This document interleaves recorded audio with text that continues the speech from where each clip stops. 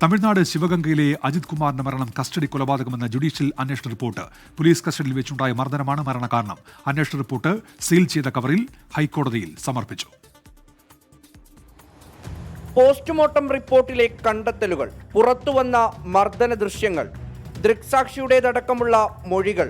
7 ദിവസത്തെ അന്വേഷണത്തിനു ശേഷം മധുരൈ ജില്ലാ കോടതി ജഡ്ജ് ജോൺ സുന്ദർലാൽ ഹൈക്കോടതിയിൽ നൽകിയ റിപ്പോർട്ടിൽ എല്ലാം വ്യക്തമായി പറയുന്നു.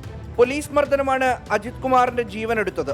അപസ്മാരം മൂലമാണ് അജിത്ത് മരിച്ചതെന്ന പോലീസ് വാദം ഒരു തരത്തിലും നിലനിൽക്കുന്നില്ലെന്ന് തെളിയിക്കുന്നതാണ് അന്വേഷണ റിപ്പോർട്ട്.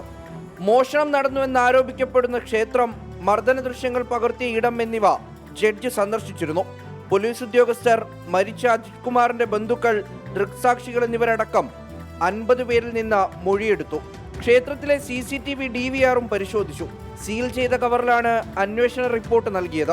കസ്റ്റഡി മരണങ്ങളിൽ ആശങ്ക പ്രകടിപ്പിച്ച കോടതി മനുഷ്യന്റെ മൗലികാവകാശങ്ങൾ ലംഘിക്കുന്നത് ഒരു തരത്തിലും അനുവദിക്കാനാകില്ലെന്ന് വ്യക്തമാക്കി. കേസ് അന്വേഷണം നീളുന്നത് തടയാൻ അന്വേഷണ റിപ്പോർട്ട് ഓഗസ്റ്റ് 20-നകം നൽകണമെന്ന് CBIക്ക് കോടതി നിർദ്ദേശം നൽകി.